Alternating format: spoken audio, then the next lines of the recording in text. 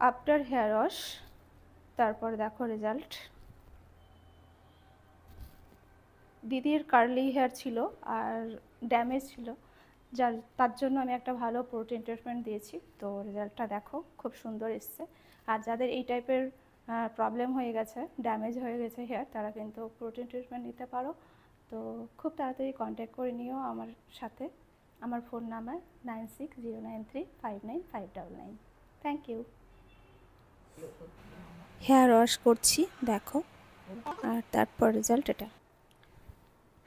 এটা hair wash করার পরে রেজাল্ট দেখো, অনেক সুন্দর রেজাল্ট এসছে।